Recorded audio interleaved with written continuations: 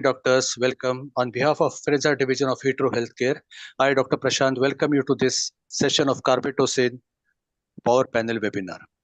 This discussion is on demystifying the myths and facts based on most frequently asked questions on carbetocin usage. We know carbetocin is being used in prevention of PPH, a very potentially very dangerous condition. For this, we have a panel of well-reputed and well-respected doctors, led by Dr. PM Gopinath, who is a moderator for today's session, Dr. Tripura Sundari, Dr. Kiran Koilo, Dr. Rajul Tyagi, and Dr. Basap Mukherjee. I am to speak just a brief about all these well-known doctors. Dr. PM Gopinath is Director of Reproductive Medicine, Kaveri Hospital. Is member of International Fertility Preservation Society, founder president of SOU VSI, past president Fertility Preservation Society of India. Has won prestigious awards, Icon of the Year in South India 2019, AIM Global Award for Dynamic Obstetric Gynecology in Chennai 2022, Times of India Award for Excellence in Obstetric Gynecology 2023. Professor Dr. Tripura Sundari, Madam is head of the department and senior consultant of Department of Obstetrics Gynecology, KIMS Hospital, Hyderabad, formerly HOD Obstetrics and Gandhi Medical College, Secunderabad. Madam has authored many papers in journals of repute and is a versatile speaker in many conferences. So, Madam is Inspector for Medical Council of India and National Board Examination Panel member for various medical colleges. Presently President Hyderabad Society, peer reviewer of Midlife Journal. Dr. Kiran Koilo is head of the Department of Gynecology and Obstetrics, Lilavati Hospital, Mumbai. Madam is honorary consultant, Hinduja Healthcare, Khar at Holy Family, member of Managing Committee, IAGE 2021-22, faculty of CEMASI, Center of Excellence in Minimal Access Surgery Training, visiting observership in robotic surgery, Mayo Clinic, USA, felicitated by the Guinness Book of World Records for being the part of world's largest health talk on breast cancer awareness 2020. Dr. Rajul Tyagi is president of Association of Private Gynecologists, Lucknow. Madam is vice president, ISPAT Managing Committee 2023-25, director, Javitri Hospital and Test Tube Center, Lucknow, committee member of Endometriosis Committee 2017-18, part of international infertility training at various centers like USA, England, Japan, Spain, etc. Madam has won special awards and recognition like Nari Award 2014, Istri Shakti Puraskar Award 2015, ISAR Championship Award 2020, Women Achievers Award 2022 by Governor of UP. Dr. Basap Mukherjee is Organizing Secretary, Force 2010, UA Foxy 2012, Endo-Gynecs Society 2015 and 2017, and AICOG 2023. With a wonderful and respected panelist, I welcome all of you once again and hand over the session to Dr. Gopinath sir to take the session ahead. Welcome, sir.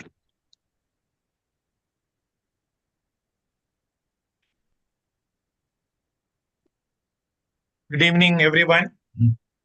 Good evening, sir. Is my slide visible? Yes, yes.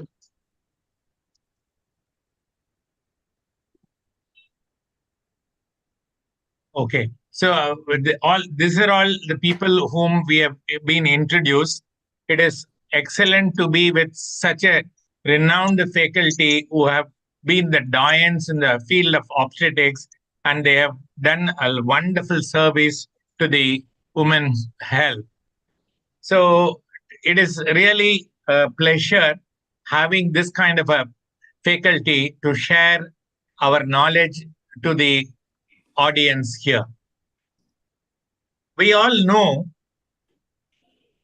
the number of deliveries in India is running in millions. If we have to go by the rule of thumb, where we have to have the tocolysis, probably the best of its kind, carbetocin, more or less equivalent to the number of deliveries. However, in practice, we have not seen so much of the sales, so much of the manufacturing when compared to the thing.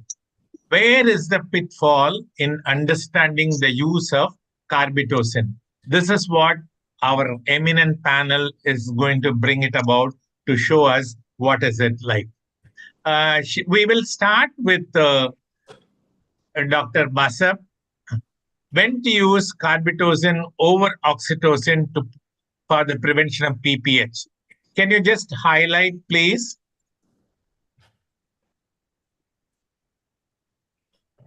Basap, you are there?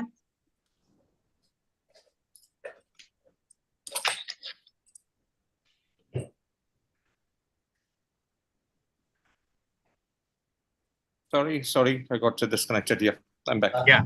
Basap, the question to you, when to use carbetocin over oxytocin for the prevention of PPH? Initially, I think you must have heard about my introduction. We have the number of, for example, if you take Calcutta, the number of deliveries in Calcutta is enormous. So that means for every delivering woman, you must have given a carbetocin. But the sales, manufacturing of carbetocin is not running in parallel with the deliveries taking place. What is the myths? What is the pitfalls in understanding the use of rationale in the use of carbetocin? This is what our panel is going to bring it to the limelight today. In that connection, I start the first question: when to use carbetocin over oxytocin for the prevention of PPH? Thank you, Dr. Gopinath. I've got your question. Carbetocin, I would be using, or I have been using over the last few years, whenever it is available in the labor ward or in the operation theater, if we're doing a section. It is preferred to oxytocin because it's a single dose drug and you don't have to run a drip later. And those are the reasons why I prefer carbetocin over oxytocin. Means if it's available, if both are available, I would like to give carbetocin, except for the very few contraindications which the drug has. So most of the time, most of my practice over the last few years has shifted from oxytocin to carbetocin. Again, not that it's just more of convenience, rather than efficacy, but a very important intervention, I think, for a prevention of PPH. We do not have published results, but the results overall in a clinical scenario has been very good. Basap, are you having a proportionate number of carbetocin to your deliveries available in your place? Yes, in an urban center like Kolkata, and in the setup which we work in a private care, private health and hospitals and nursing homes, it is not a problem. It is available everywhere, wherever we have patients for delivery. So as you have rightly pointed out, when you have carbetocin and oxytocin on your hand, you prefer to use carbetocin. That is correct. Right. See, can you just highlight a little bit on cases where carbetocin can be used? So initially, I think the initial thought was about high-risk cases. That's what, when the initial discussion of carbetocin came in, the traditional risk factors of PPH with the overdistended uterus and long labor, and those risk factors which we read in our undergraduate and postgraduate days. But over time, it has gone off for something specific to something more regular. So now it's not specific anymore, but it's more of a regular practice to use carbetocin. It's not where cases, like, you don't exactly have to pinpoint them out, sir. In my particular case, I'm ready to hear from our other panelists. Thank you, Basap. Dr. Kiran, yes, can it be used in the case of a retained placenta? Yes, very much. In fact, since the past, as Basab said, in the past 2 years, more than that, I have switched over entirely to carbetocin. And you know, the traditional retained placenta, where we want to avoid at any cost. We would like to avoid a manual removal of placenta because it is fraught with so many other problems like infection, trauma, and also postpartum hemorrhage. So intra-umbilical, in the intra-umbilical vein, if you give infusion of carbetocin, that is the same 1 ml in 20 ml of saline, and give it infuse it into the umbilical vein, it reaches the placental site very fast and causes a very good uterine contraction. Now, in the past, we used to give oxytocin in the same dose, like 20 units of oxytocin in 20 ml, and give it as an intra-umbilical injection. But now my experience over the past 2 years in retained placenta is an intravenous bolus of carbetocin in the umbilical vein, and it has worked very well. I don't have studies to show, but one of my resident doctors is doing that study right now. And perhaps over a period of time, we can talk about it. And as Basab also mentioned, that now in active management of the third stage of labor, one of the components is to give a uterotonic as soon as the baby is born, within a minute of the baby's birth, be it a C-section or be it a normal delivery.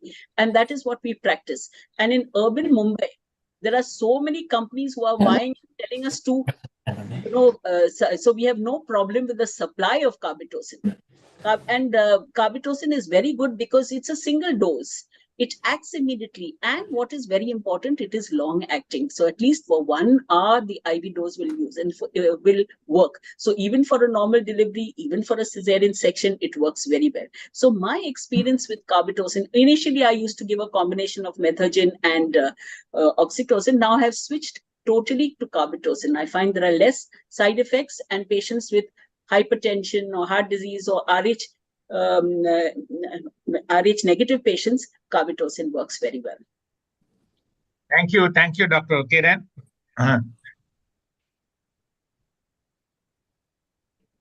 Dr. Tripura Sundari, can it be used in case of RH negative mothers?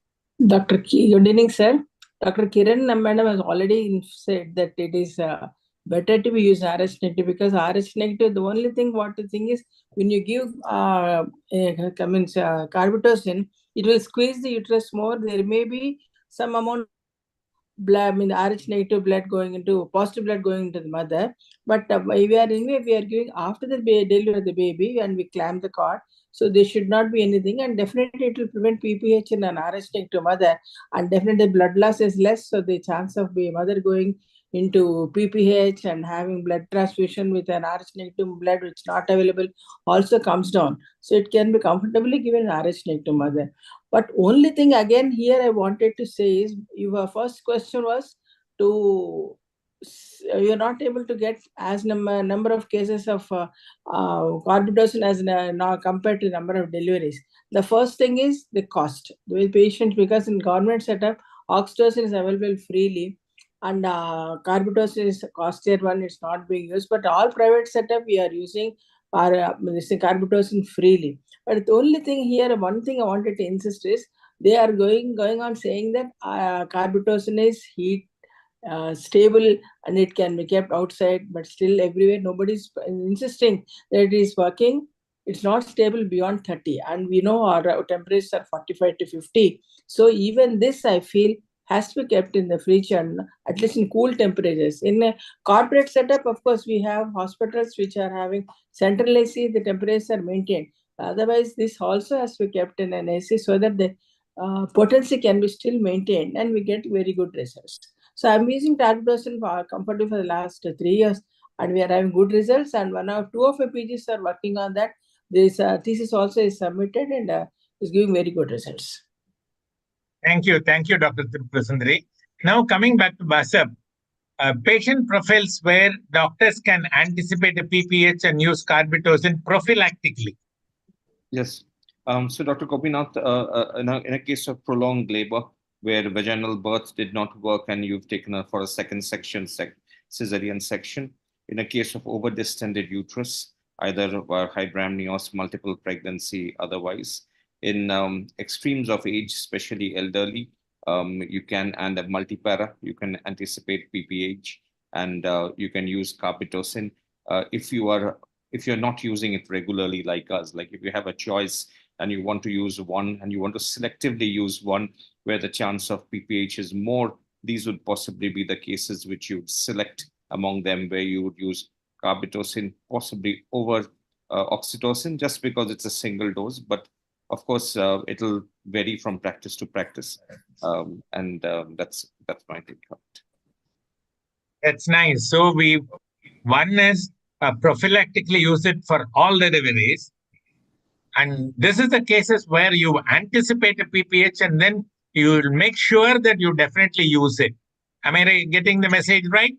Yes. For the people who haven't converted, for the people who think still are the doubters, the doubt for the doubt, or the people are conscious, as Dr. Tripura Sundari said, where the cost is an issue in a public sector setting, then possibly you can carefully select your cases which are more prone to have PPH by giving them carbetocin over oxytocin. So that is an option.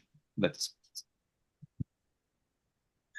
basically, by looking at the amount of oxytocin you will be using it, and then for the amount of one dose of carbetocin, I think probably it may not be able to differentiate much when the question of matter of life for the mother. I agree with you, sir. I totally agree with you. But it has to impress. See, instead of using 4 syntosnas and having this drip and all, single dose of carbetocin is very useful.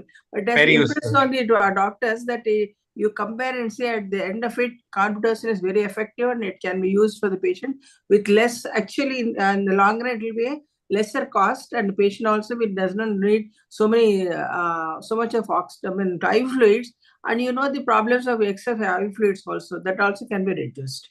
And the fluid retention, all the problems will not be there when you use carbetocin. So it is for us to inform the other doctors, the juniors, or people who are not yet impressed about the carbetocin, that it is the advantages are more compared to the only cost. My cost anesthetists come down.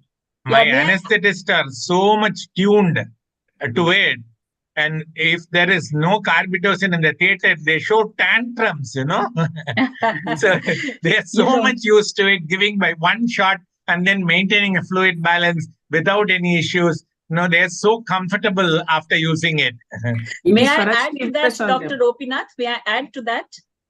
Yes, ma'am. Please. With oxytocin, oxytocin has a great affinity for the vasopressin V2 receptor, whereas in and that is why patients who are on IV drips for oxytocin for augmenting labor, then they go into labor, then they deliver, we give them bolus of oxytocin again. So much of oxytocin they may, and that is why your anesthetist is very wary, because they do have fluid overload because of the so much of oxytocin and multiple doses.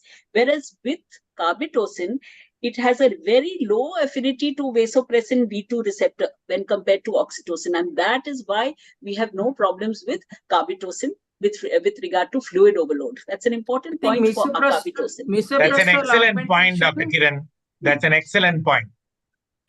So misoprostol augmentation and carbetocin PPH management will help a lot in fluid management.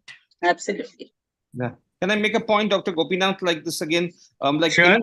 Days, like 3 years ago, when the first few carbetocins were rolling into the market, at that time when CMEs were done, there used to be an anesthetist also who would give his or her inputs on how the carbetocin felt like at the head of the table.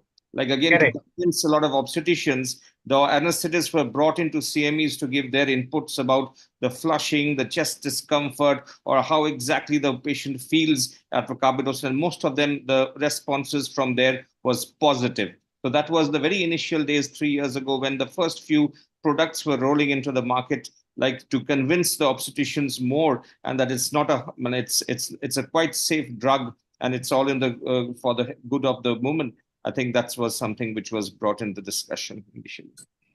That's again a very useful way in which you can project it, because the obstetrician is so busy conducting the delivery, whereas the actual management from the head side, he is the one who's dealing with that. He has to be sensitized to the newer development to adapt to it. And there is another Dr. Kiran. Yes. What are the adverse side effects, contraindication of carbetocin over oxytocin and other uterotonic, especially with the hemodynamic profiles and others? Yes, I think I partially answered it. With oxytocin, you have sometimes, if it's given, because see, with oxytocin, you have to give multiple doses. We do give the immediate bolus, then we have to give oxytocin in a drip. So you're giving repeated doses of oxytocin, which may cause fluid imbalance. So that's why carbetocin is better. I prefer carbetocin. The contraindications, of course, are maybe heart disease, hypertension, etc. with methogen, not so much with carbetocin. But carbetocin side effects, I feel, are much better. Although WHO says, and if you go by our long-term experience for so many years, oxytocins have worked very well. But with carbetocin, few problems with the fluid overload that we used to have with oxytocin, that is, improved with carbetocin. Number two, carbetocin also has less side effects. The flushing, the GI side effects, the nausea, vomiting is much less in carbetocin than it is with oxytocin. We always used to have a teaching. We initiate the uterine contraction with oxytocin and maintain with methyl ergometrin in about Absolutely. 70s and 80s. Right. But today, both the job has been done by carbetocin as a single agent. Do you agree, panel members? Yes, I think that's a good way Yes, of course. For uterine contractions, of course, still we are using oxytocin or misoprostol. But the PPH management, we all agree that carbetocin is better and actually less cost. I mean, it costs less than oxytocin when you come to the long term. It is 2-3 injections with IV set, IV line, glucose, all that is needed, and drip rate we have to maintain. And we have to see for the water retention and all. With carbetocin, single dose is sufficient. Yeah, and carbetocin is not given prior to delivery. So obviously your augmentation is done by oxytocin. And then after that you finish off. So it cannot be a single dose for both, a single drug for both. Yes. No. I'm talking about the management of PPH. PPH, when we always feel oxytocin initiates the contraction, and which is maintained by methyl ergometrin those days. Right. Yeah. So that Absolutely. both the actions are taken by a single drug now. Right. And after all, carbetocin is a long-acting oxytocin. It's the same thing. Exactly. Right. The next question to Dr. Tripura Sundari. Sir. Can a doctor use carbetocin for the prevention of PPH if oxytocin is used for labor augmentation? So the labor induction. This is a very common myth which they're having in the mind. Yeah, there is another myth and there's a practice, they have already she's in sintocinamide drip. So give another 2 doses of sintocinamide, wait for it, then PPH occurs, then they give carbetocin. Instead, when your patient may be on drip, she's only on 2.5 or 5 units of sintocinamide drip. But the moment the baby delivers, I think a single dose of carbetocin is definitely helpful and prevent PPH compared to using again sintocinamide, waiting for the PPH to occur. So I think if even the patient is on sintocinamide drip of 2.5 or 5 units, say maximum we give 20 to 38 drops. So definitely you can give carbetocin to prevent PPH. Masab? Yeah, I think it's about the half-life of the drugs. Like if you used oxytocin early in labor, if you haven't used it for an hour possibly, then there would be receptors still available for your carbetocin to act. But if you use it right up to the delivery, it's less likely that carbetocin will be acting. But you can always give it, and you can try some other uterotonics too. So I think it's about the half-life of how long oxytocin stays in the body. So it stays around, let's say, 45 minutes at the most from the time you finish giving it. The half-life, it goes off very fast. The action goes off very fast. Goes off very fast. The receptor blockade may be there for a little bit longer, but you still can give a carbetocin after using oxytocin earlier in labor, and then that would possibly make some logical sense. But I haven't seen any review on this regards. So the very clear message to the audience, irrespective of whatever you use for the labor induction, you can use carbetocin for the primary prevention of PPH. Dr. Kiran. Yes. If oxytocin is used before delivery, can we use the carbetocin for prophylaxis? That is for the thing. So do you routinely use carbetocin? Yes, I routinely use carbetocin prophylactically in active management of third stage of labor. So that's uterotonic is part of the active management. So the uterotonic, now that I've switched over from oxytocin, I've switched over to carbetocin, irrespective of whether the patient was on oxytocin before to augment her labor. So carbetocin I use both prophylactically as well as when indicated in high-risk pregnancies. Why I like carbetocin is it works immediately and it's a sustained action. You know, you don't have to ask for something more, especially if you have a elective cesarean section, or you have fibroids with cesarean section, or you have 2 previous cesarean section. You have all of these sort of high-risk patients, over-distended uterus with the twins in an elective section. You know, when a patient is in labor and then you take up for cesarean section, the uterus is already contracting. But when you take a patient for an elective, they have more chances of having postpartum hemorrhage. And so for them to give prophylactically carbetocin, it acts immediately and it lasts for that 1 hour. As Vasab said, the half-life is long. So you don't have to keep massaging the uterus and seeing and telling the anesthetist, give a top up with something, top up with carboprost, top up with another dose of oxytocin, like we would with the earlier bolus of oxytocin and then oxytocin drip. So this carbetocin gives a sustained, immediate and sustained contraction of the uterus for at least an hour, which is what we are looking for. Even otherwise also the oxytocin half-life is only 1 to 6 minutes. So even if it is running, also definitely it will be washed off. The 50% is already gone. So carbetocin will definitely act in cases even if the patient is on oxytocin drip. One point can I make, Dr. Gopinath? Just a point which was already made before. Sure. One more thing. Like there was a time after a section or a vaginal birth where drips used to go on for a fair amount of time.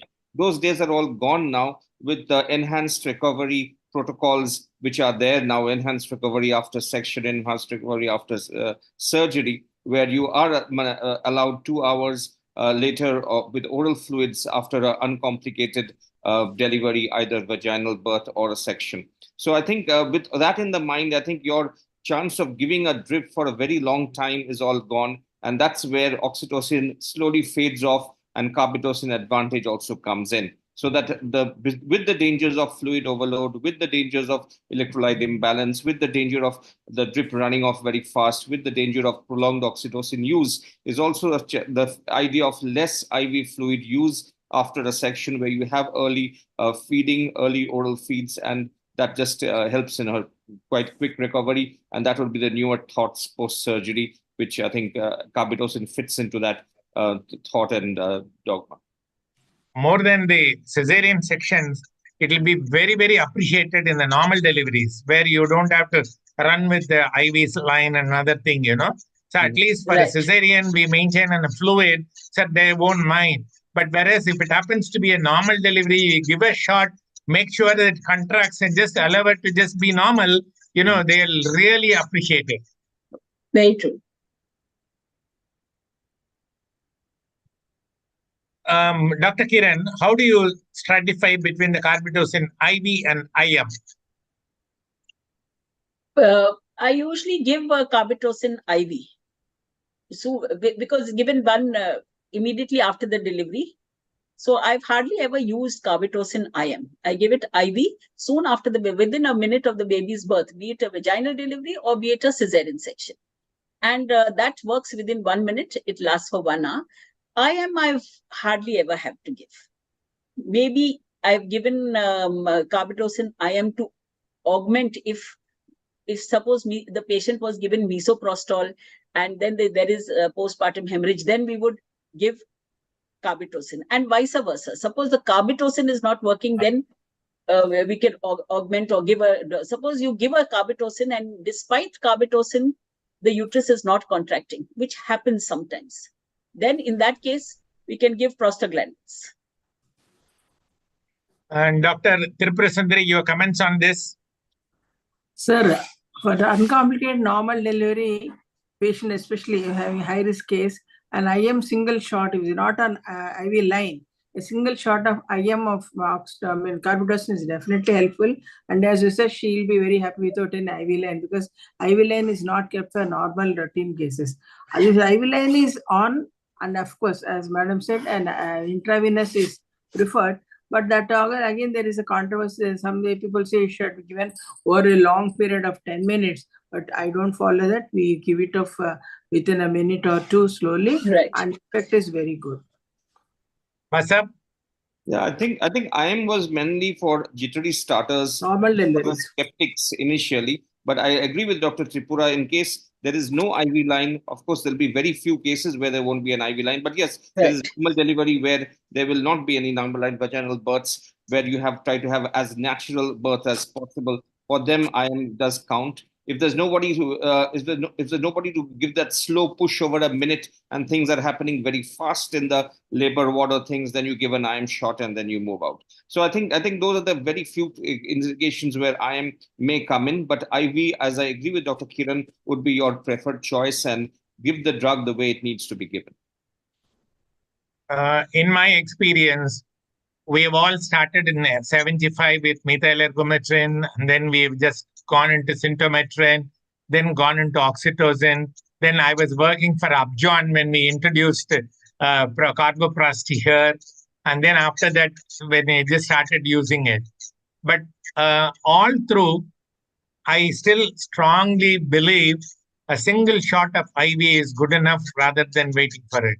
Where probably IM may be theoretically useful is you feel they might go in for a secondary relaxed PPH. In that case, for something, for example, over distended uterus who has been in prolonged labor, where at the time I feel probably IM has got slightly a prolonged interval compared to IV the carbetocin. So based on that, probably you can theoretically add. But in practice, I've always used only IV. And as the other panelists said, I've never used it on an IM. In corporates, we always have a line on even for a normal delivery. So there's not an issue. So that it's not line, at least this thing, intracath is kept. Correct. So based on that, we just do it up now. So that is a question to that. Now, Basab, if the patient is not responding adequately with carbetocin, what would be additional uterotonics you'll use? Yeah. So it's happened at least in 2 or 3 cases over the last 3 years since I've shifted to carbetocin, where women did have PPH after giving carbetocin.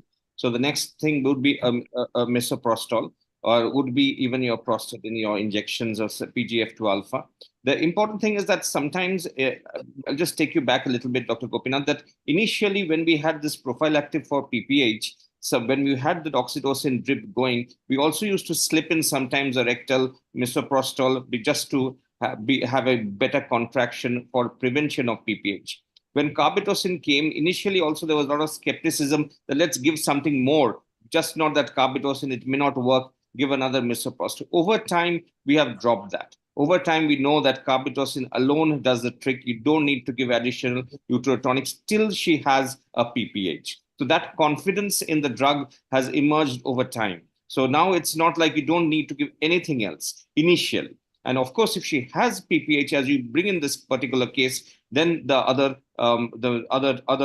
uterotonics come in, namely misoprost rectal. You would give 400 or 600 possibly, and you would also give a PGF2 alpha, maybe one after the other. You see again massage, check for all the other things of PPH, and then you take the discussion, take forward. So it will not be oxytocin, it will be other things. So that will be prostaglandins would be the first line. And Dr. Kiran? Yes, I have had, unlike Basab, I've had many occasions where at the end of 1 hour and when the patient is being shifted, she has a PPH despite giving carbetocin, in which case then per rectal 600 milligrams of carboprost I give, or even sublingually, but that has definitely helped. And Dr. Tirupurasundari? Sir, when we, as I told you, my PG is doing thesis on that. It's not that completely all cases are covered by carbetocin. There are few cases, in spite of giving carbetocin, patients do have PPH, especially in high-risk cases. And sometimes these patients are there. The next thing we go is for the carboprost injection, and misoprostol, of course, acts slowly. So misoprostol 60 milligrams per rectal we give. But we all know that the carboprost patient has got vomitings and diarrhea. So it's a combination of that with Zofar and IV fluids are already there. So in spite of it, some patients may bleed. But in general, around I think 90% will definitely covered up with carbetocin. There are still some patients who may still need extra treatment, and why they need it, what they need, I think which case need, I think we'll be able to tell when our thesis work is completed. But there are definitely cases where in spite of giving carbetocin, and one thing I tell you, I'm repeating, that it's not totally heat stable.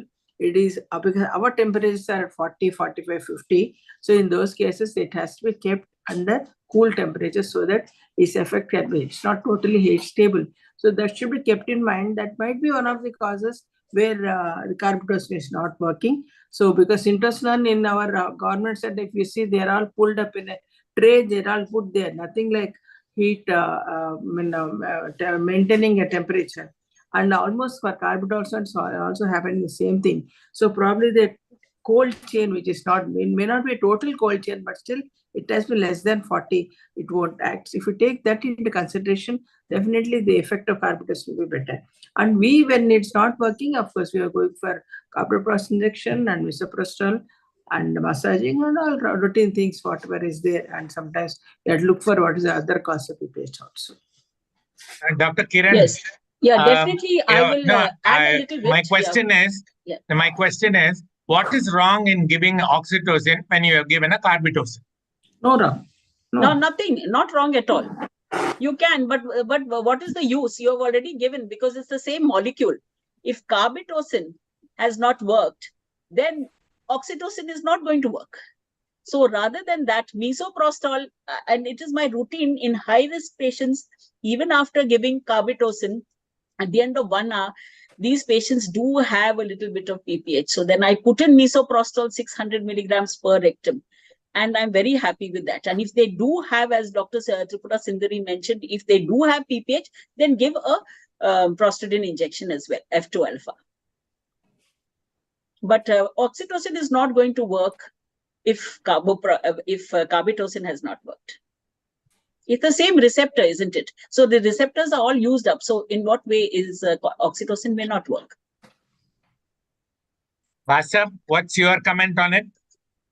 I think I'll agree with Dr. Kiran here. If already carbetocin has been given, I won't be giving oxytocin. So no way I'll be going to the prostaglandin straight. So E2, E1, F2 alpha, as everybody has mentioned, that's my line.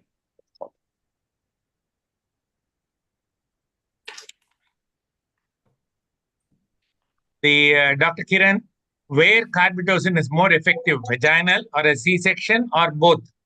Both. I think there were lots of studies. The Champion study was a very good study conducted by WHO, where they compared oxytocin with carboprost, and it was carbetocin, and of course it said with oxytocin and carbetocin. Of course, okay, yeah, and carbetocin, and they were both similar in this thing, though the side effects were less and the action was more with carbetocin.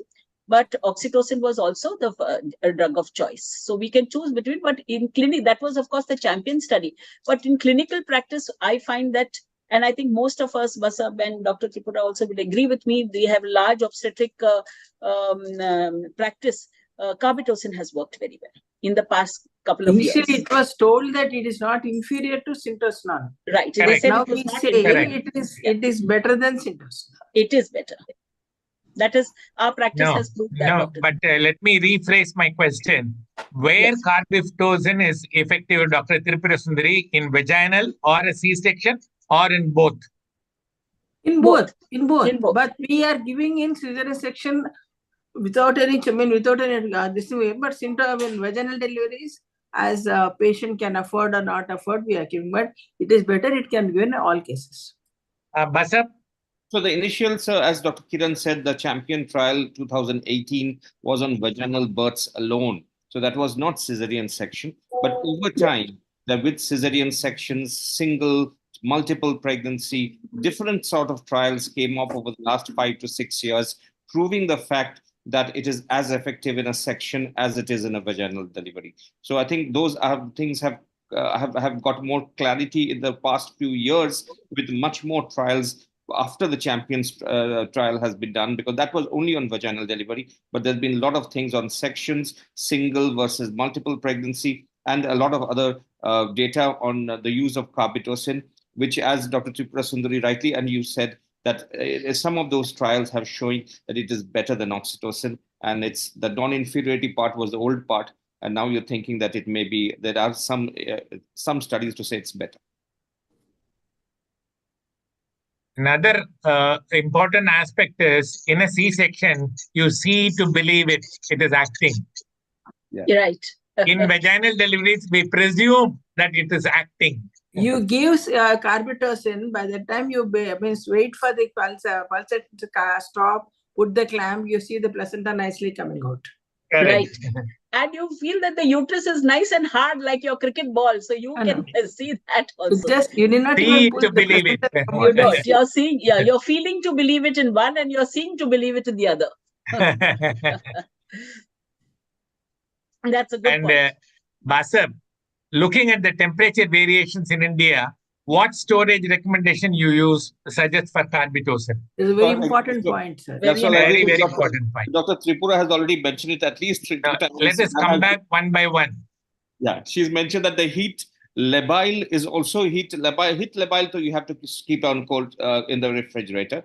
The heat stable also is the very clear determination is still 30 degrees Celsius, which is something which is often passed here. So you have to have refrigeration for all carbetocin, would be a in India recommendation, which should come out from the Indian bodies, because the temperature overshoots that definitely in summers and even sometimes in the winters, which are non-existent in South India, like for example. So that is something even in winters. So in storage recommendations has to be refrigerator, has to have a continuous source of backup power. I think that is something, again, I think power cuts aren't still an issue in rural India. In urban India, many places it's checked. But that's another thing, that it's not just to keep in a refrigerator, but you have to have power backup, because if the power cuts happen, then of course that temperature will go haywire. When you give the medicine, you'll never know whether it's working, and that's a problem with oxytocin, which we were having before.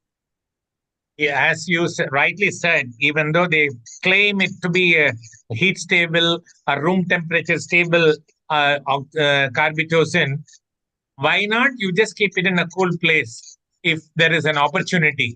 So that probably it will enhance the potency of it rather than exposing to our heat. Another important aspect is whatever they have just mentioned it, saying that it is heat stable at the room temperature. The room temperature is something different from what our room temperature is. Right. So that is the most important point which we have to just see. Ours is the hottest, whereas there probably it is warm. It is only 3 seasons, sir: hot, hotter, and hottest. So you don't have winter, summer, and this thing. So if it is around 35, we are happy that it's very cool. Right. When we start this thing. And also, Dr. Gopinath, in Mumbai, we have a lot of humidity. So they say 30%, 30 degrees temperature, and 75% is the humidity. Very often our humidity is much 35. more. Feels like 35, Dr. Kiran. That's why when you Google, they say it is 30, you feel like 40. 40, yeah. So that's why the refrigerator, no matter, is important. Even if all our hospitals are essentially air conditioned, but still, I think refrigerator, as you mentioned, Dr. Basab, would be a recommendation.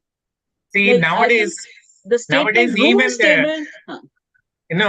the smallest urban centers, they have been provided with a refrigerator. Right. So everything is the non-availability of refrigerator is not a big issue today in the healthcare delivery system. They should be impressed upon, and they should use it. Now I'm just coming back to the Dr. Kiran. Is carbetocin a reserved drug, or is it be used as a first line of a drug with high risk for PPH?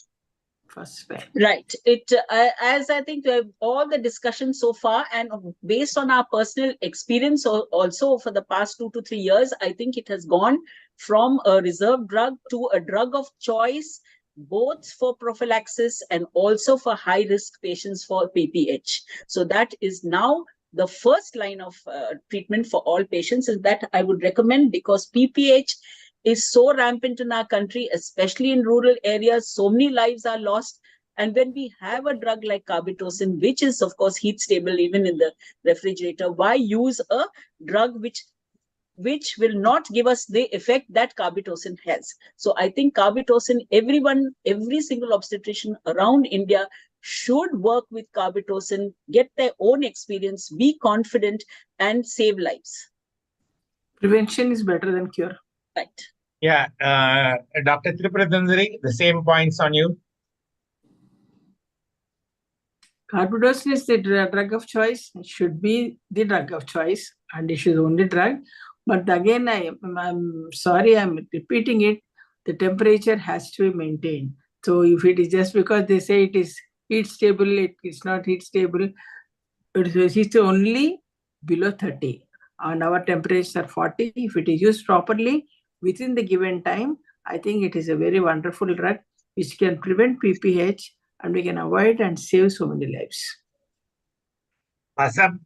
Yeah, again, Dr. Gopinath, in the same line of public health thought, maternal mortality is one too many, and every case of PPH is preventable, and anything which can be done to bring down postpartum hemorrhage would be always welcome. So we have tried other things in the past. EMOC has been spruced up in many public sector hospitals, but this is one intervention which is relatively simple, and we must all try it to see how much of difference does this make in the spectrum of PPH and atonic PPH in general. So we have other things, but this is fairly simple. And as we all mentioned, that as long as the drug is kept in the proper place, kept in a cool place, it should work. And this would be definitely one of the first lines of treatment for prevention of PPH in an Indian setting. The peripheral doctor should be impressed upon, and they should be motivated to use a drug so that you can prevent many lives from PPH and unnecessary blood transfusions, tension, glucose. All the expenditure can all be brought down, and safe delivery can be conducted. And Dr. Kiran, what is the treatment protocol if carbetocin is used and fails? How do you manage PPH? What is your algorithm? My algorithm is my personal algorithm. I don't think this has been studied, and there's no algorithm in literature. But if carbetocin has failed, then I think there's no point in giving oxytocin. As I already said, it's the same receptor. Then either prostaglandin in the form of misoprostol per rectum, or prostadin, that is PG2 alpha injection intramuscular. So this would be my protocol. Dr. Tripurathundari? Yes, we see, first thing is when the PPH, when carbetocin, we talk so much, and you are very confident it is working. Sometimes it gives hand. So it is having PPH, then you are in panic. So usually most of things, what happens, we start using all the drugs. But one thing, as madam said, giving again oxytocin is of no use. So you should go for the next thing, prostaglandin injectable or prostaglandin. When we give prostaglandin tablets, it's going to take a long time to act, won't act immediately. So a prostaglandin injection is always preferred, followed by prostaglandin and massaging, and you see if there are retail products are there, and if there is bleeding, why is there is a tear is there or something we are missing. So that has to be checked first, because usually some blood cell bits, some membrane bits are there. So you check it. You don't want to do, you want to avoid manual removal of placenta, that's okay. But when the situation occurs, you have to make it a point that after delivery of placenta, you always check the placenta, see whether all membranes are come out or not. And if there is something is missing, you should take it out. That will prevent. And of course, if there is still is there, you have to go for stress to the compression sutures, and the extreme thing is hysterectomy. But that should not happen. When you plan properly, give oxytocin and prostaglandin.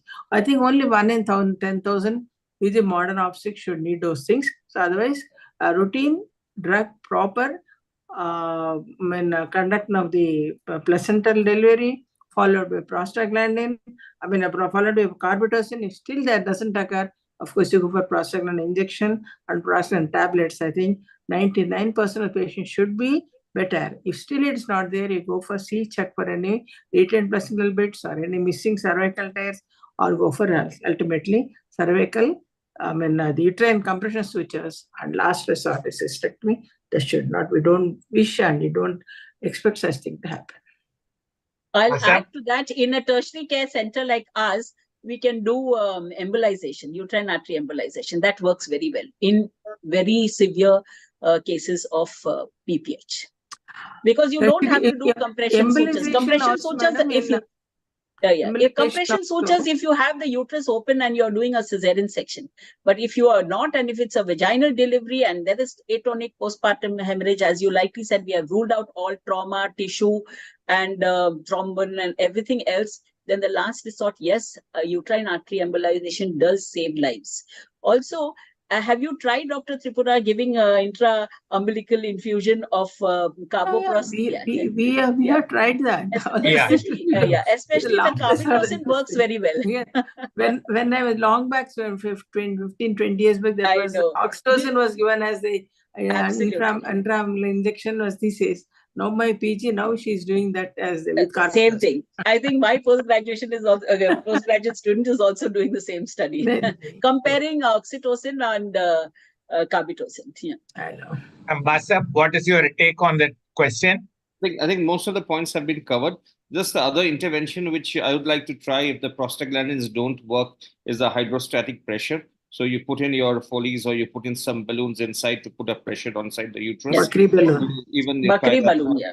Or you try that hydrostatic, that suction thing. I haven't tried that. But those some sort of things about bringing the uterine walls together where you can control the bleeding if it's atonic is the primary thing before you go into other interventions. The moral of the story is, even if you have a wonderful drug like carbetocin, keep a carboprost, keep a vaginal, and keep a tab. Everything has to be set, and it should be checked periodically to see whether it is available in the labor room. Working or not. Yes. Because we think Bakri balloon is there, it will be somewhere not found at that particular time. I know, and Bakri balloon is part of every single labor room. Should be there.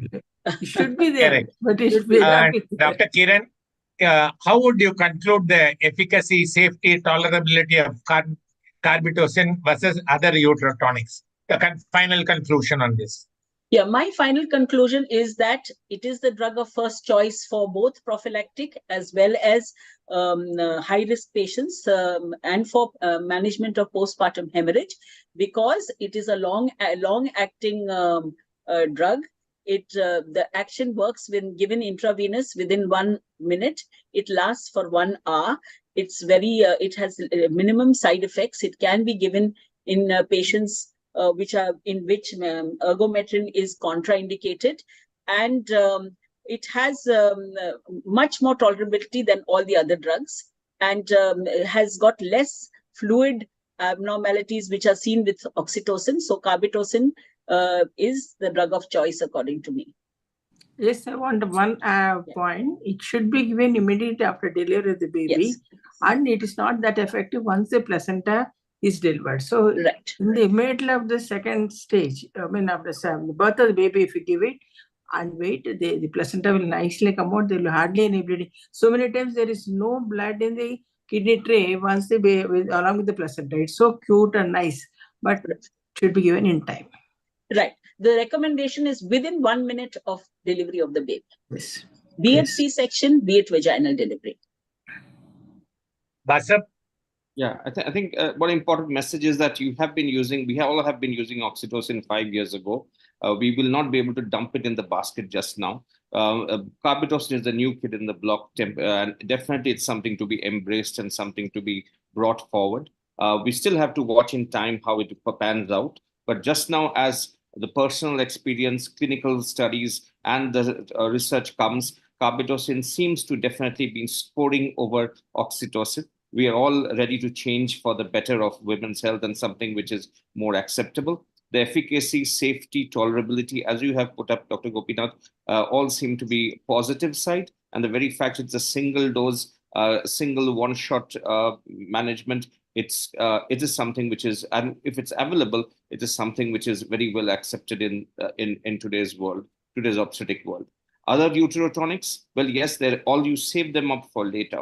You would need them at some different points of time in clinical practice. It's not that you're forgetting about them. It'll be there in your refrigerator. It'll be there, kept there, because you would need them at some point of time, but you save it up for later. You start carbetocin, go on to the other things as you require. It is very nicely done, all panelists. So this is a very simple solution to saving the motherhood. So we have to educate the society, and we have to make sure that everybody learns the art of preventing a PPH and saving the motherhood and improving the health. I thank each and every one of you for your active participation. Thank you. Thank you for wonderful moderation, Dr. Gopinath. Thank you, Dr. Gopinath. As usual, as usual. It's a pleasure. Sir, Thank you. Thank Dr. you. Gopinath, Dr. Gopinath, thank you very much. There are a few questions from the audience. Sure, I'll we just are ask- happy to answer. Yes. Has anyone seen bradycardia in patients given carbetocin? But I mean, Bradycardia? No. No, when you give it in a proper dose, in a proper 1 minute slow IV, we never come across cardiac problems. Okay, that was one. Second, of these have been answered in such way.